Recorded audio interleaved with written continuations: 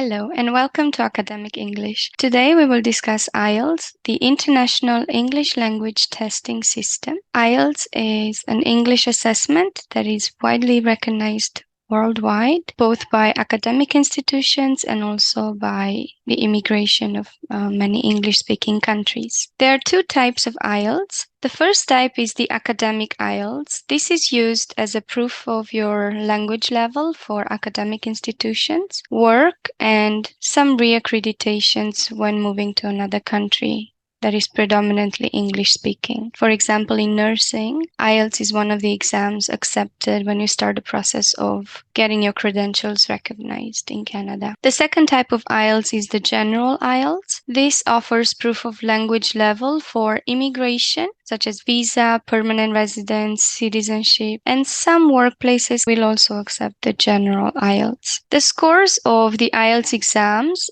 are given in band scores of 0 to 9 with half points, so you could have 6.0 or 6.5.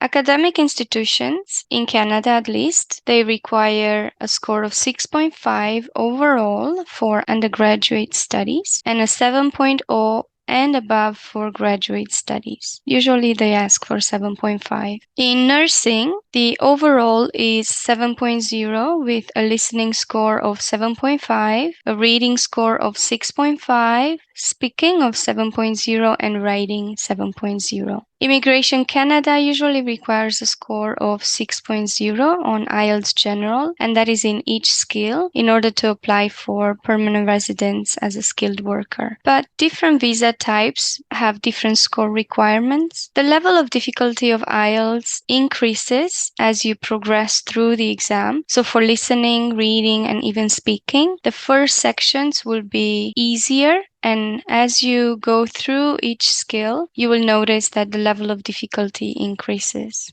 And that is not just in the content of the exam, but also the types of questions. For writing, you could technically say that the level of difficulty as well increases, because usually task 2, it's a little bit more difficult to write about, because in task 1, they give you the information that you need to write your report. Writing task 2 is also double the points. And so I suppose you could say that it also increases in level of difficulty from task 1 to task 2. The academic or general IELTS listening, it is the same for this section. It has 4 parts. Part 1 is easy conversations on everyday social interactions. So for example, you could have a person calling to ask about an advertisement they saw in a newspaper to rent a room. Part 2, it is a monologue in an everyday setting. For example, you could have a camp organizer providing information about a particular summer camp for children and giving the parents or guardians an orientation. Part 3 is a conversation between 2 to 3 people, but it's in an educational or a training setting. So you could have 2 students discussing an upcoming presentation with the tutor present.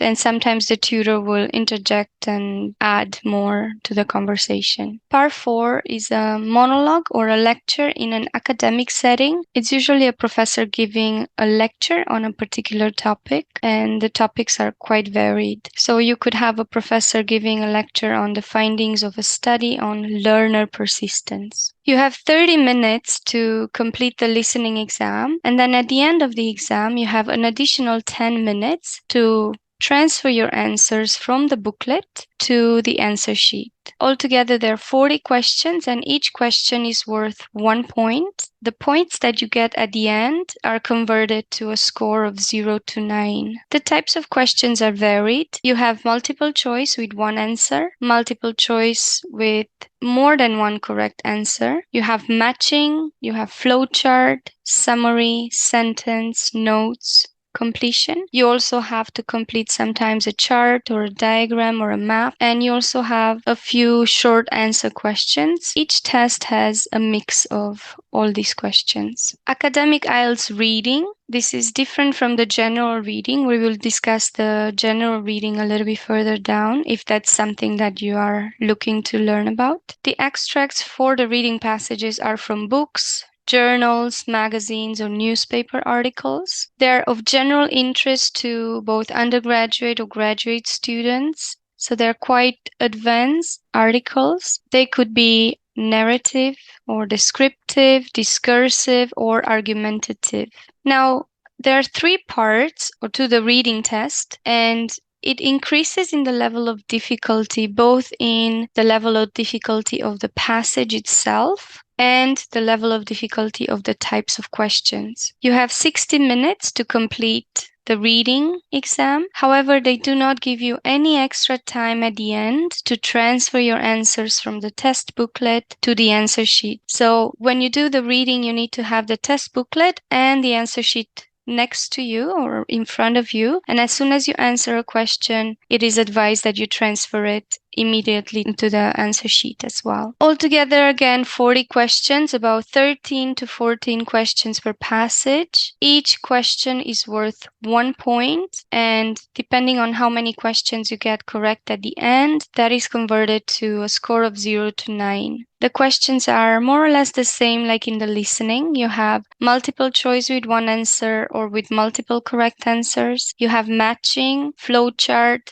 summary, sentence, or notes completion questions. You are also asked sometimes to complete a chart, diagram, or map. You have the short answer questions. What is different from the listening is that you also have in the reading passage true, false, not given questions and yes, no, not given questions. So the difference between these two, because they do look quite similar, is that true, false, not given, they deal with factual information, and yes, no, not given, they deal with the author's opinion or perspective. So a little bit more difficult because you need to infer a little bit more. The total number of words for all the passages is between 2,150 to 2,750 words. It's good to keep that in mind. So if you want to practice for IELTS, try to choose similar length passages to read sitting down at once so you can build up your stamina of reading for a prolonged period of time. Academic IELTS writing, you again have 60 minutes to complete the task. You have 20 minutes for task 1 and 40 minutes for task 2. In task 1, you need 150 words, and task 2, you need 250 words. Now, task 1, you are usually given a chart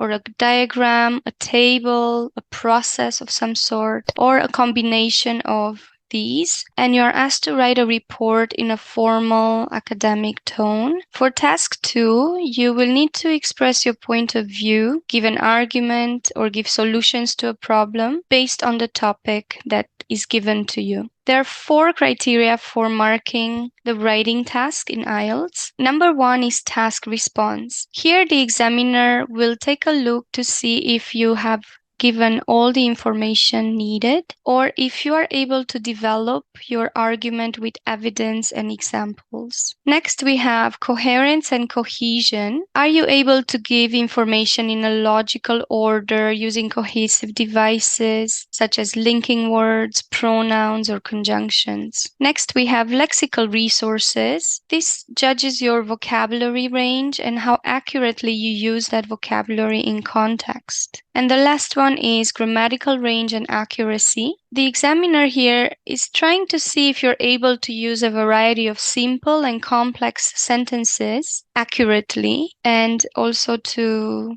see how you use your verb tenses, your pronouns, and so on. You are penalized in IELTS if you give information that is not related to the task, if the answer is not connected to the topic, especially for task 2, and of course, if any of your answers seems plagiarized or copied from a different source. Academic or general IELTS speaking, again, just like the listening, the speaking section is the same for academic and general. The length of the speaking is between 11 to 14 minutes. So not that it matters, but if it helps you, you have about 2 to 3 minutes for part 1, 4 to 5 minutes for part 2, and 4 to 5 minutes again for part 3. The 3 parts are as follows. Part 1, the examiner here is going to ask you general personal questions on home, family, studies, your personal interests, about yourself.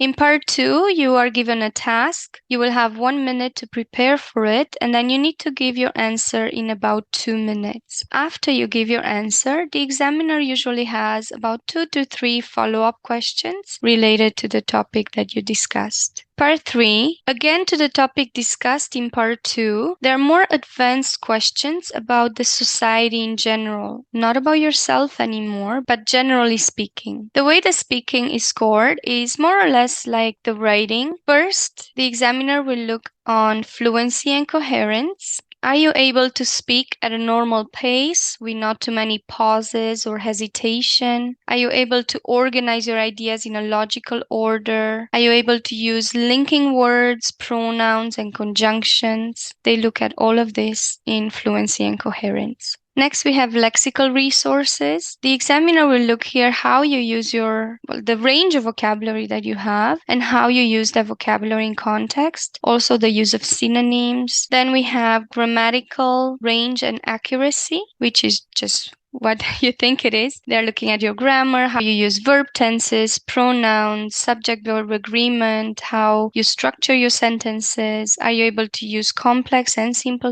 sentences, and so on. And the last one is pronunciation. If you're able to be understood without too much effort, and at a higher level, they also look for tone and intonation, which many times intonation has to do with if the examiner can understand what you're saying, because intonation has a great impact on that as well. Again, you're penalized if any of your answers seems memorized. You are also penalized if you discuss the question with any candidates that are waiting to go into their speaking exam at the test site. Nowadays, the examiners have a binder of questions, and the likelihood of you and someone else getting the same questions is quite minimal. I suppose it depends on the country. The general IELTS reading has 3 parts, again, gradually increasing in the level of difficulty, but not to the extent of the academic IELTS reading. Part 3 is typically more challenging, but not as challenging as the academic.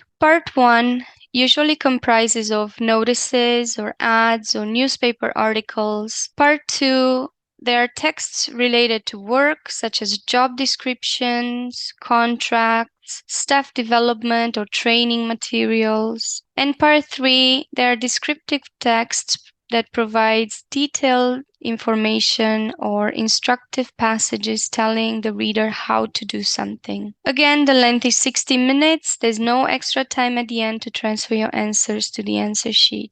There are 40 questions, just like for the academic, 1 point per question, and then the total is converted to a score of 0 to 9. The types of questions are the same as in the academic, and the number of words more or less the same. For general IELTS writing, this is a little bit different, especially for the first part. You have 60 minutes, 20 minutes for task 1, 40 minutes for task 2. For task 1, you need 150 words, task 2, 250. There are 2 tasks as well as in the academic exam. Task 1, however, you will need to write a letter based on the scenario that is provided to you. For task 2, you will need to express your point of view, present an argument, or give solution to a problem based on the topic given to you. So basically an essay as well as in the academic. Scoring criteria is the same. You have task response, coherence and cohesion, lexical resources, grammatical range and accuracy. And you're penalized for the same things if you write something that's not related to the topic, if your answer is not connected, or if any of the answer seems plagiarized. Now, in terms of your results, for the paper-based, it takes about 13 days to get your results. Some test centers may give the candidates access a little bit earlier online to see their scores before they receive the paper copy or before they mail the paper copy to you. For the online exams, it takes about 6 to 8 days. You can have online access to the results, and the delivery is also online. They also deliver it to the institution of your choice in an online format, so no hard copy. It is important to note that some institutions do not accept the online exam or the online copy of the results. It's important to check the website www.ielts.org to see if your institution will accept the online results. Now, if you're wondering, should I take the online or the paper-based IELTS? These are some facts you probably need to know. First, the content and the structure of the test is the same, exactly the same. Nothing has changed. The online exams, however, they do give the option of one skill retake. So if you take the exam and you do not achieve the score that you need in each skill, you can retake that particular skill anywhere between 60 days from the original exam. And then after you take the one skill retake, they will issue a new test result sheet to reflect the new score for that skill. However, some institutions do not accept the online IELTS, or they do not accept the one skill retake results. So it's important to check with your organization before you apply. Both tests have invigilators, so even if they don't appear on the screen all the time in the online exam, just know that the invigilator is always there monitoring. Now, some test centers that provide the online IELTS, they do not provide the one skill retake. It's important to check with the test center before you register. The bathroom breaks are the same for both exams. At the end of the listening, when you have the time to transfer your answers to the answer sheet, you can use the washroom. During the reading or the writing section, after the instructions have been given, you can also use the washroom. Now, how do you do it? Because you cannot just stand up and go to the washroom, right? For the online version, you need to raise your hand, and then you will see the little picture of the invigilator or the proctor. They will contact you and tell you, okay, you can go use the facilities. You have 5 minutes, but it's important not to leave before they tell you it's okay to leave. For the paper-based test, it's the same. You raise your hand, the invigilator comes to you, they take you out to use the facility. Obviously, they wait outside. You will need to give them your passport so they can check your passport. When you re-enter the exam, they need to make sure it's the same person coming in that went out. For resources, there are a multitude of resources for the IELTS exam. ielts.org, they have a lot of resources on their website. They have training materials, they have materials that explain to you each skill and how it's marked, and they have sample exams, sample questions. They even have an online exam that you can take, and then they send you back feedback on your writing and speaking, which is pretty amazing. So if you need any information or practice material, ielts.org is one of the credible resources that you can find out there. Another resource that I would recommend is the Cambridge IELTS exam books, which used to be former exams that are now put into a book for you to practice with. They have the sample writing at the back,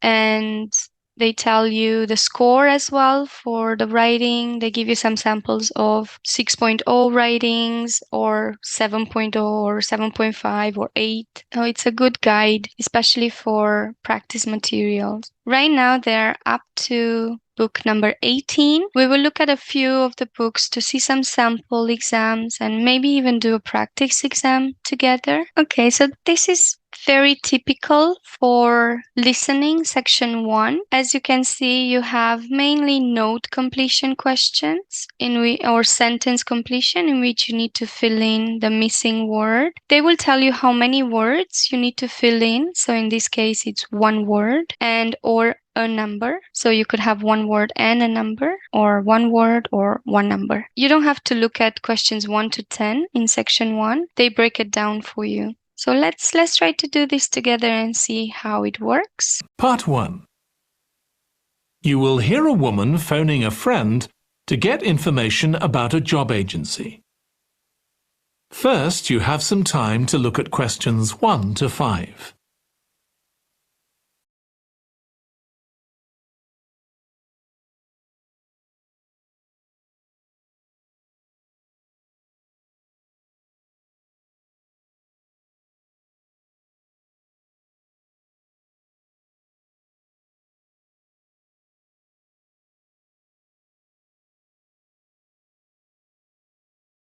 Now listen carefully and answer questions 1 to 5. Hello, William. This is Amber. You said to phone if I wanted to get more information about the job agency you mentioned. Is now a good time? Hi, Amber. Yes, fine. So the agency I was talking about is called Bankside. They're based in Docklands. I can tell you the address now, 497 East Side. OK, thanks. So is there anyone in particular I should speak to there? The agent I always deal with is called Becky Jameson. Let me write that down. Becky Jameson. Jameson.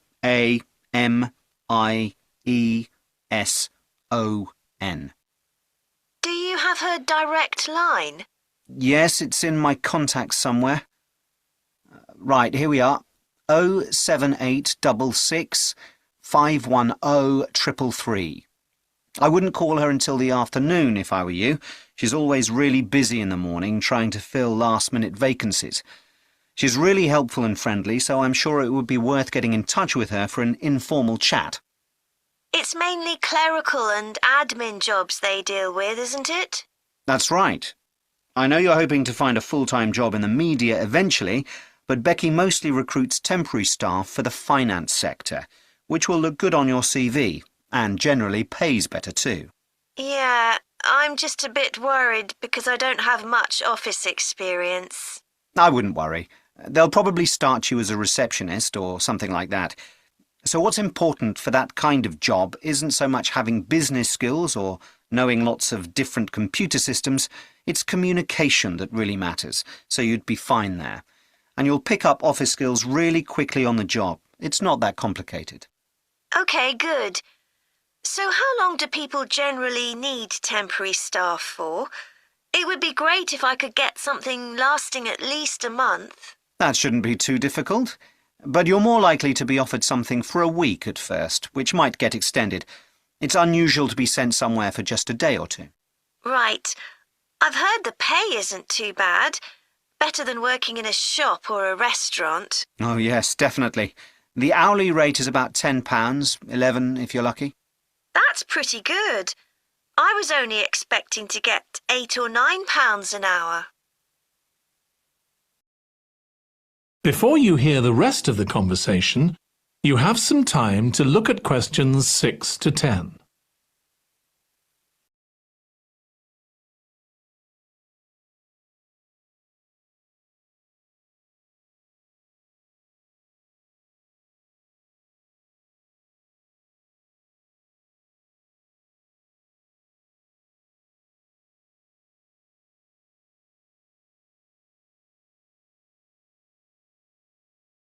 Now listen and answer questions 6 to 10.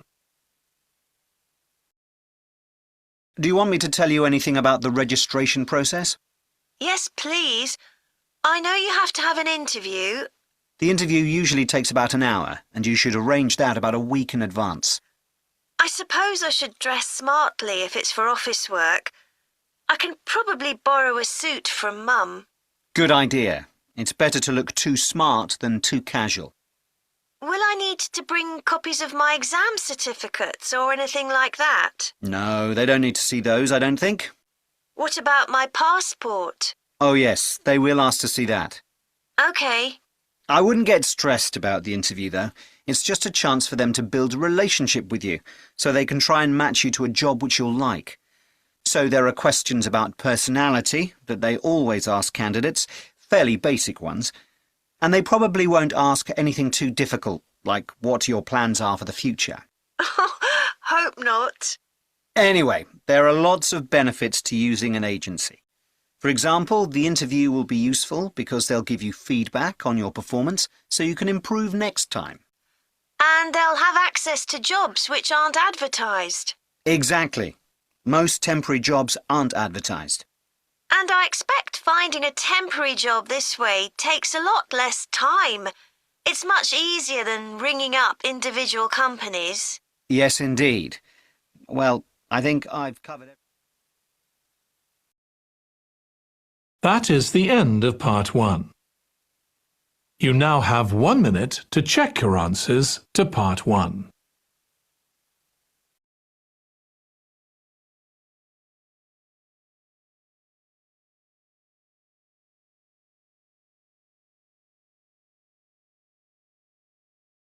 That is typically what part 1 looks like. For part 2, remember we mentioned that the level of difficulty of the exam increases. Part 2 has usually multiple choice questions. They also have most of the times a table to complete or a diagram, a flow chart, or a map.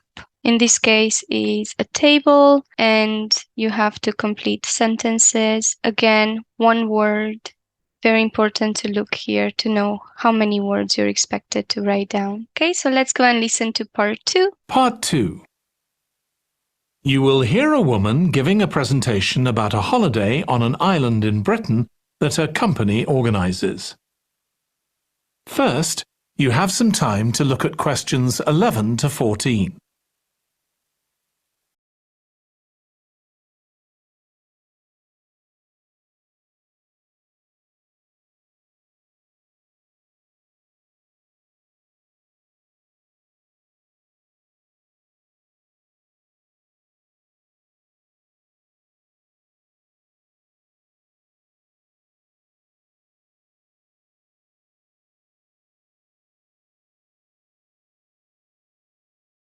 Now listen carefully and answer questions 11 to 14. Good morning. My name's Erica Matthews, and I'm the owner of Matthews Island Holidays, a company set up by my parents. Thank you for coming to this presentation, in which I hope to interest you in what we have to offer. We're a small family-run company, and we believe in the importance of the personal touch. So we don't aim to compete with other companies on the number of customers. What we do is build on our many years' experience, more than almost any other rail holiday company, to ensure we provide perfect holidays in a small number of destinations, which we've got to know extremely well. I'll start with our 6-day Isle of Man holiday. This is a fascinating island in the Irish Sea, with Wales to the south, England to the east, Scotland to the north, and Northern Ireland to the west. Our holiday starts in Heysham, where your tour manager will meet you. Then you'll travel by ferry to the Isle of Man. Some people prefer to fly from Luton instead, and another popular option is to go by train to Liverpool and take a ferry from there.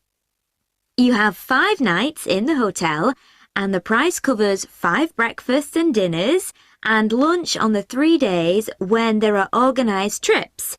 Day 4 is free, and most people have lunch in a cafe or restaurant in Douglas. The price of the holiday includes the ferry to the Isle of Man, all travel on the island, the hotel, and the meals I've mentioned.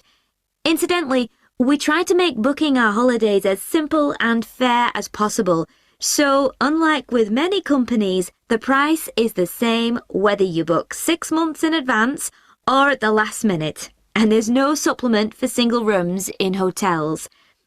If you make a booking, then need to change the start date, for example because of illness, you're welcome to change to an alternative date or a different tour for a small administrative fee.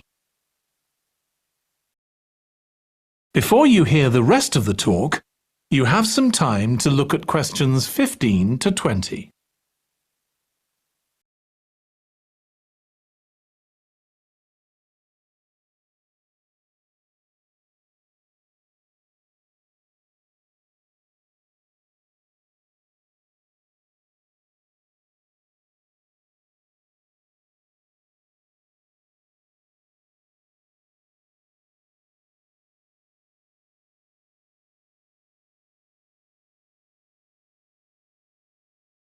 Now listen and answer questions 15 to 20.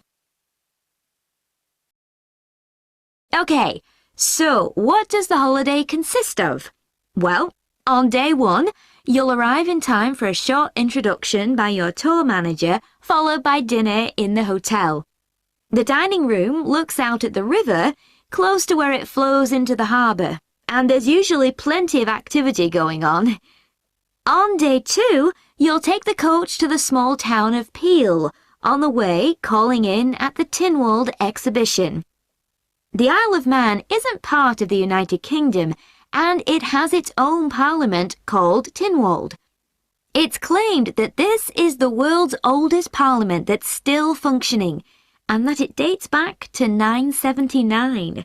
However, the earliest surviving reference to it is from 1422, so perhaps it isn't quite as old as it claims. Day 3, we have a trip to the mountain Snaefell.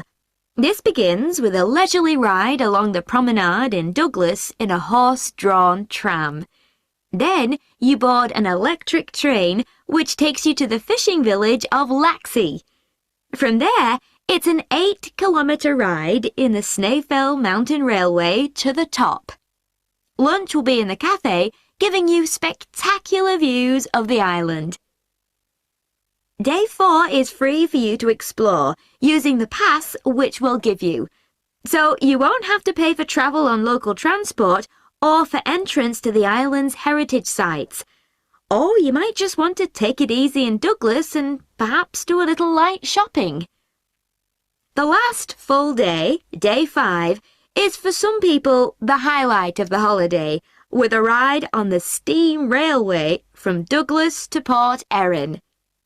After some time to explore, a coach will take you to the headland that overlooks the Calf of Man, a small island just off the coast. From there, you continue to Castletown, which used to be the capital of the Isle of Man and its medieval castle. And on Day 6, it's back to the ferry, or the airport if you flew to the island, and time to go home. Now, I'd like to tell you a bit more. That is the end of part 2. You now have 30 seconds to check your answers to part 2.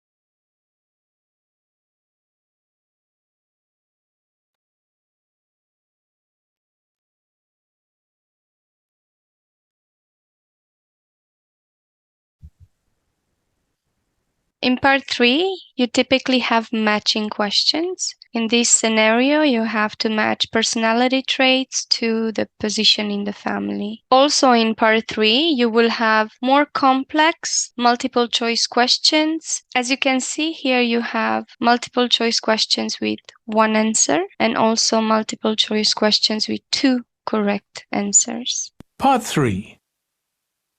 You will hear 2 psychology students discussing the effects of the order in which the children in a family are born.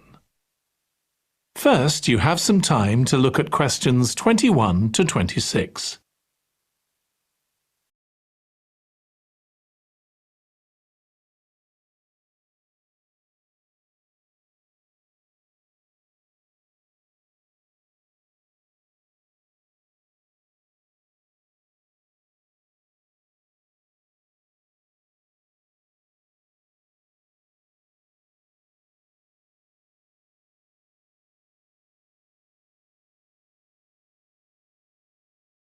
Now listen carefully and answer questions 21 to 26. Ed, how are you getting on with the reading for our presentation next week? Well, OK, Ruth, but there's so much of it. I know.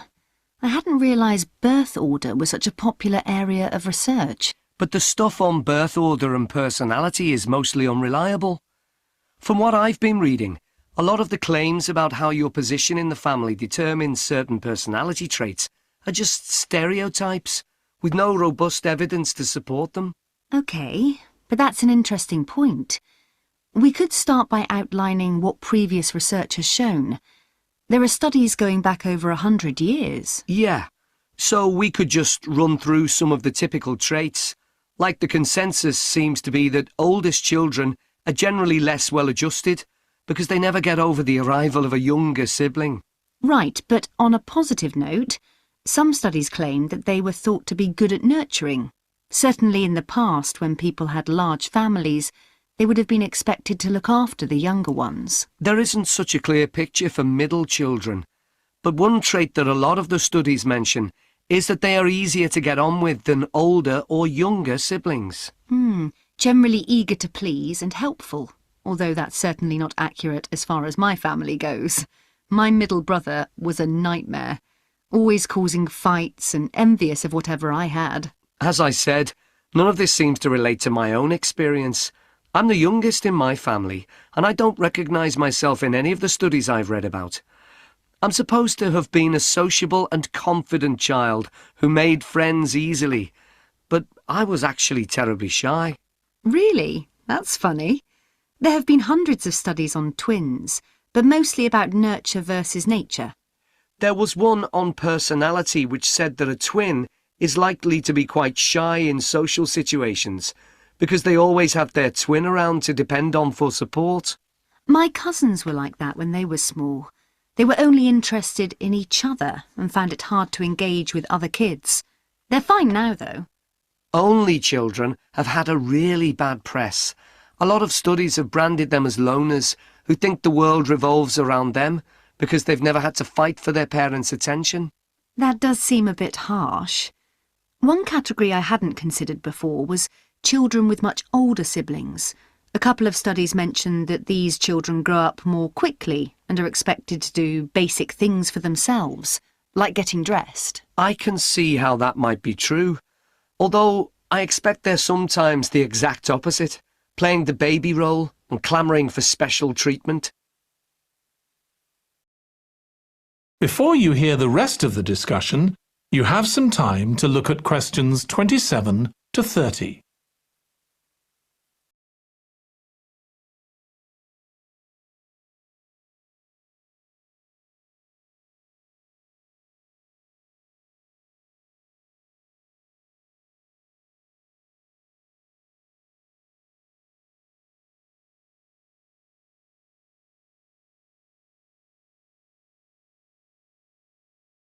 Now listen and answer questions 27 to 30. What was the problem with most of these studies, do you think? I think it was because, in a lot of cases, data was collected from only one sibling per family, who rated him or herself and his or her siblings at the same time. Some of the old research into the relationship between birth order and academic achievement has been proved to be accurate, though.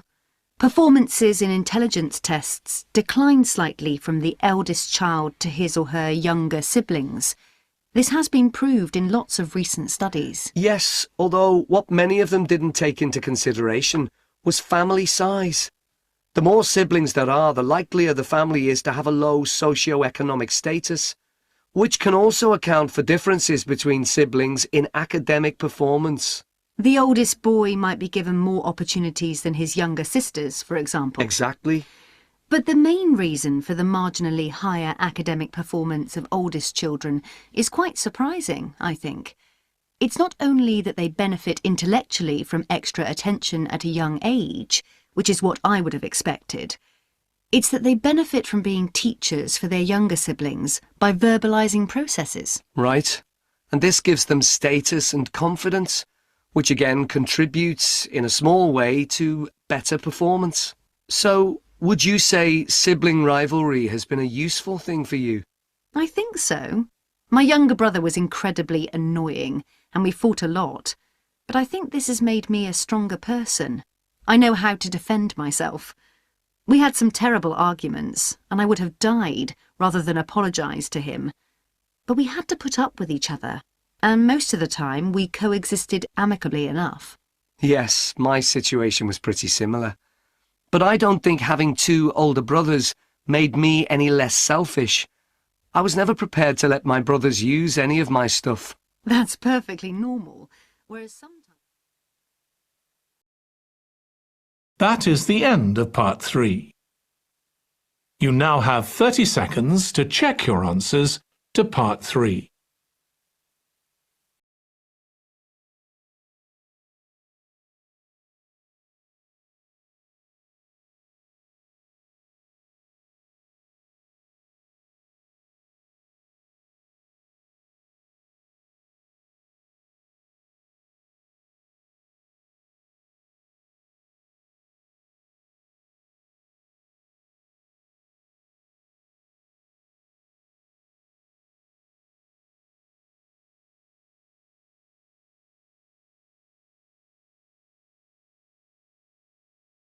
In part 4, again, we go to completion questions. Typically, you have to complete notes from a lecture. The level of difficulty of part 4 is higher, but it really depends on how familiar you are with the topic. Again, very important to see how many words you need to fill in. Part 4. You will hear a student giving a presentation about a type of tree known as the eucalyptus, which is common in Australia. First, you have some time to look at questions 31 to 40.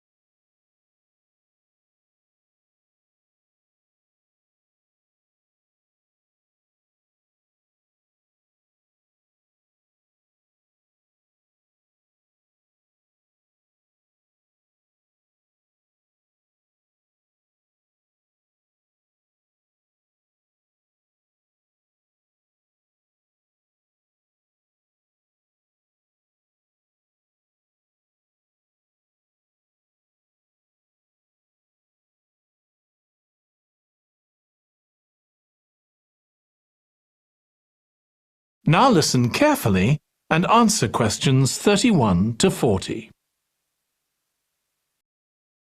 Today, I'm going to talk about the eucalyptus tree. This is a very common tree here in Australia, where it's also sometimes called the gum tree. First, I'm going to talk about why it's important. Then I'm going to describe some problems it faces at present. Right, well, the eucalyptus tree is an important tree for lots of reasons. For example, it gives shelter to creatures like birds and bats, and these and other species also depend on it for food, particularly the nectar from its flowers. So it supports biodiversity. It's useful to us humans too, because we can kill germs with a disinfectant made from oil extracted from eucalyptus leaves. The eucalyptus grows all over Australia, and the trees can live for up to 400 years. So it's alarming that all across the country, numbers of eucalyptus are falling because the trees are dying off prematurely. So, what are the reasons for this? One possible reason is disease. As far back as the 1970s, the trees started getting a disease called Mundula yellows. The tree's leaves would gradually turn yellow, then the tree would die.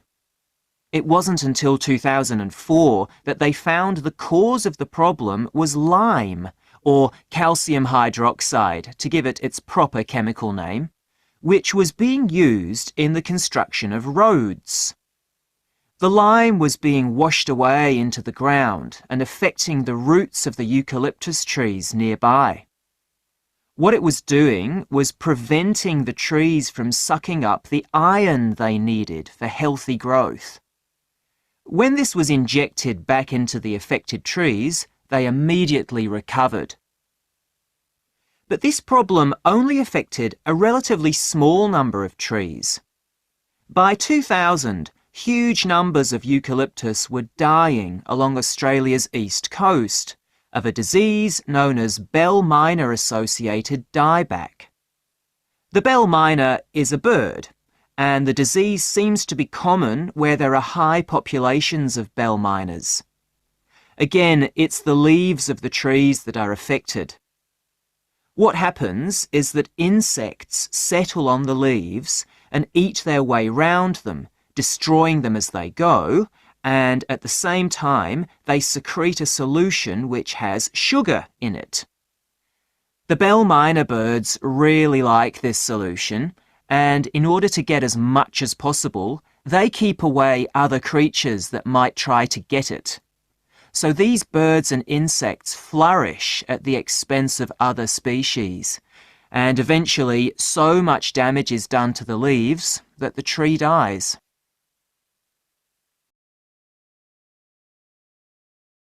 But experts say that trees can start looking sick before any sign of bell minor-associated dieback. So it looks as if the problem might have another explanation. One possibility is that it's to do with the huge bushfires that we have in Australia. A theory proposed over 40 years ago by ecologist William Jackson is that the frequency of bushfires in a particular region affects the type of vegetation that grows there. If there are very frequent bushfires in a region, this encourages grass to grow afterwards, while if the bushfires are rather less frequent, this results in the growth of eucalyptus forests. So why is this? Why do fairly frequent bushfires actually support the growth of eucalyptus? Well, one reason is that the fire stops the growth of other species which would consume water needed by eucalyptus trees.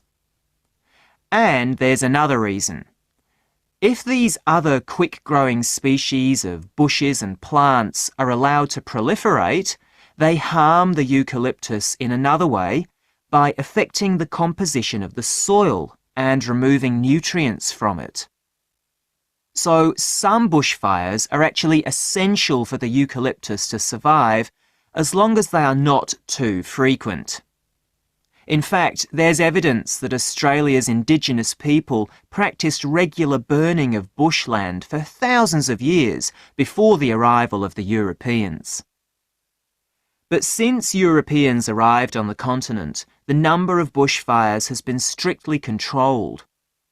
Now, scientists believe that this reduced frequency of bushfires to low levels has led to what's known as dry rainforest, which seems an odd name as usually we associate tropical rainforest with wet conditions. And what's special about this type of rainforest? Well, unlike tropical rainforest, which is a rich ecosystem, this type of ecosystem is usually a simple one. It has very thick, dense vegetation, but not much variety of species.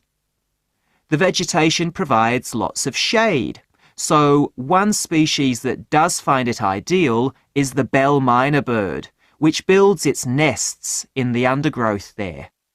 But again, that's not helpful for the eucalyptus tree. That is the end of part 4. You now have 1 minute to check your answers to part 4.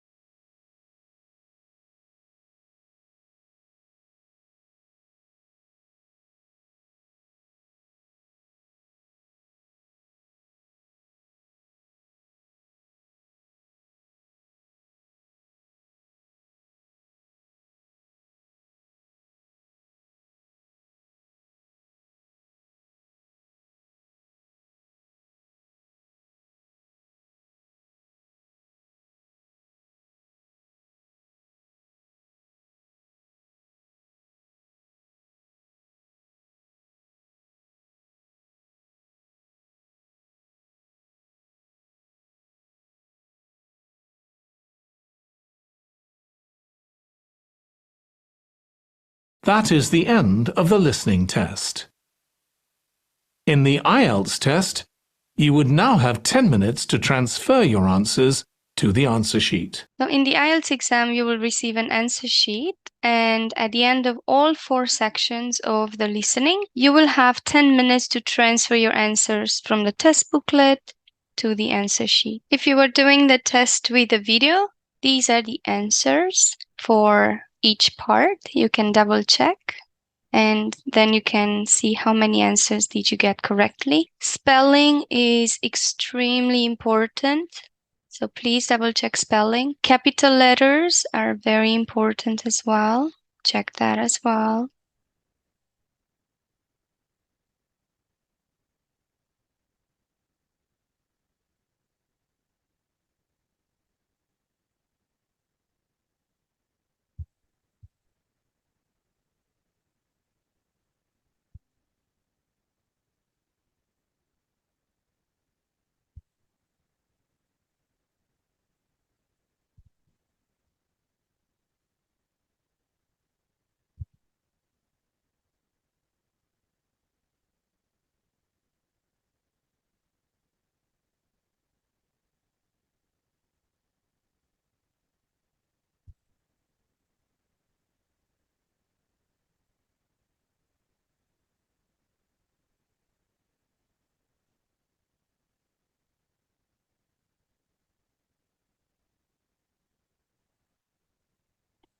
Now, if you need a little bit more time to check your answers, you could just pause the video. In terms of your score, depending on how many did you get correct, Cambridge IELTS gives you a little bit of a general overview of how it's calculated. So you have 0 to 17, 18 to 27, it says you get an acceptable score, and 28 to 40, it's really the ideal score for most academic institutions. This is a rough conversion chart of how many questions do you need correctly for each score. So if you are a nurse trying to get your credentials recognized in Canada, you will need a 7.5 for listening, and that is between 32 questions to 34 questions. This is a typical reading passage 1, around 13 questions per passage. And as you can see, passage 1 is a little bit easier in terms of the level of difficulty. The topics are also broader than passage 2 or 3. So most people have some knowledge on the topic. For example, this topic says nutmeg, a valuable spice. In terms of the questions for reading section 1, you would probably have some sort of note completion questions, true, false, not given. In here, we have also a table completion or more notes completion. Again, the types of questions are not very difficult. Passage 2, again, about 13, 14 questions per passage. A topic that's also well known, but not always. In here, it says driverless cars. You can see the length of the passage is more or less the same for each passage. Now, in part 2, the types of questions, they get a little bit more challenging. In here, you have matching questions when you need to match the sections with the statements. And then you have summary completion, which a lot of students find quite difficult. And it's summary completion with 1 word, 2 words, sometimes 3 words. In this case, 2 words. Also in part 3 is very typical to get multiple choice questions. In this case, you have multiple choice questions in which you have to choose 2 correct answers. Now, passage 3 is the most challenging one, not in the length of the passage, but in the content of the passage. So as you can see, the topic is a little bit more difficult. It says, what is exploration? The passages are a little bit more abstract.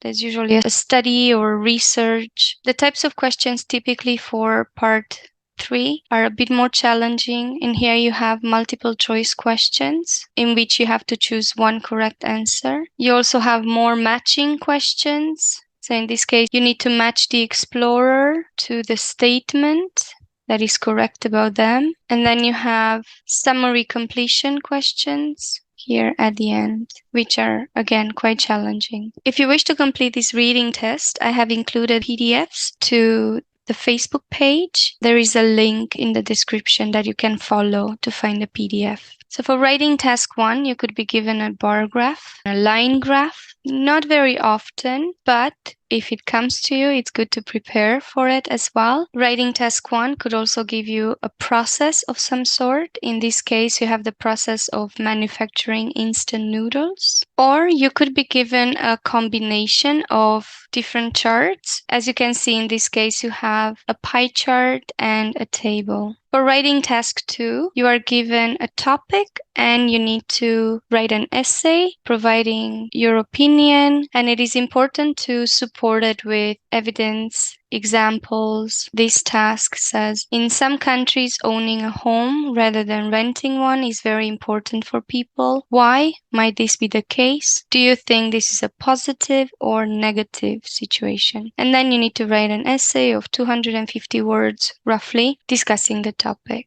Another topic example for writing task 2 is the following. In the future, nobody will buy printed newspapers or books because they will be able to read everything they want online without paying. To what extent do you agree or disagree with this statement? There's a few different types of essays that are common in IELTS. Another topic, some people say that advertising is extremely successful at persuading us to buy things. Other people think that advertising is so common that we no longer pay attention to it. Discuss both views and give your own opinion. In terms of speaking, this is basically your entire interview.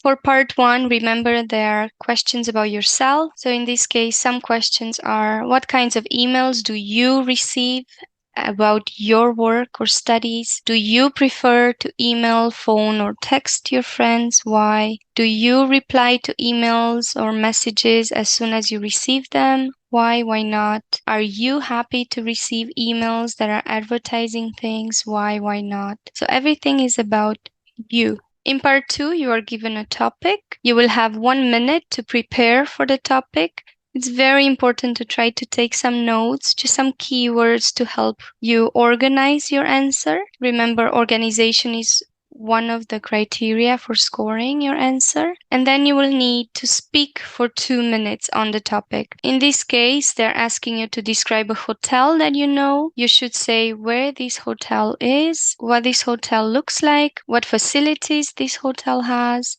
and explain whether you think this is a nice hotel to stay in. And after this, the examiner will ask you 2 or 3 follow-up questions about your answer. Part 3 is no longer about you, but in general speaking, and the types of questions are more challenging. They always ask you something related to the topic in part 2. So remember, in part 2, they were asking you about a hotel. In part 3, they will ask you more challenging questions relating to hotels, staying in a hotel or working in a hotel. For example, they could ask you what things are important when people are choosing a hotel. Not for you, people in general. Why do some people not like staying in hotels? Do you think staying in a luxury hotel is a waste of money? This is an opinion question. So obviously it's your opinion, but speaking about a broader perspective. Do you think hotel work is a good career for life? How does working in a big hotel compares with working in a small hotel? What skills are needed to be a successful hotel manager? These are just some typical questions for part 3.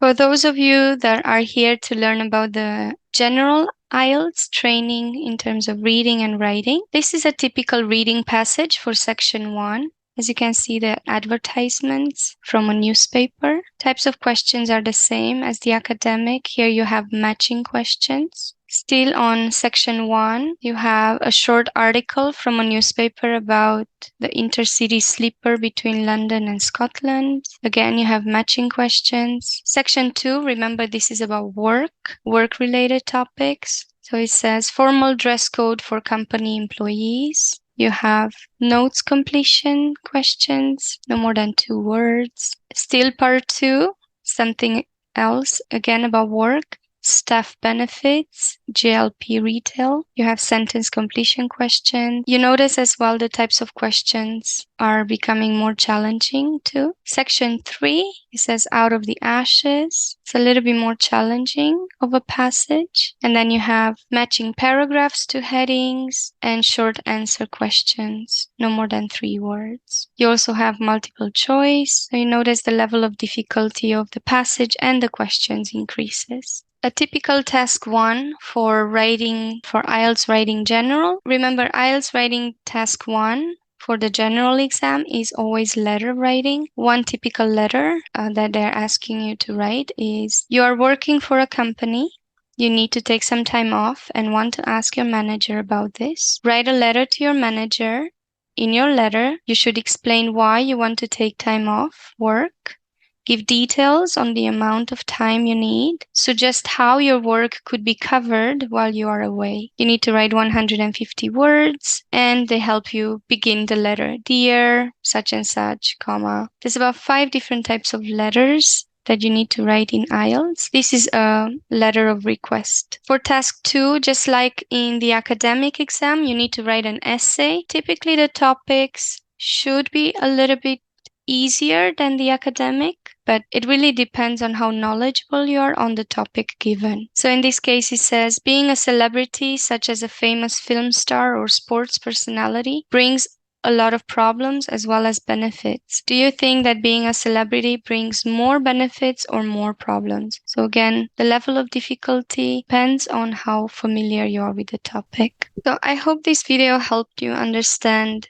what IELTS is and also give you some practice. Remember, I will attach the PDF documents for the reading section in the description below. You can click on the link and get it from the Facebook page. If you want to stay up to date with all the uploads, you can subscribe and you can turn on the notifications. This way you know when I upload. The next video will be a comparison between IELTS and SALBAN. If you're a nurse and you're interested in that, I will see you there.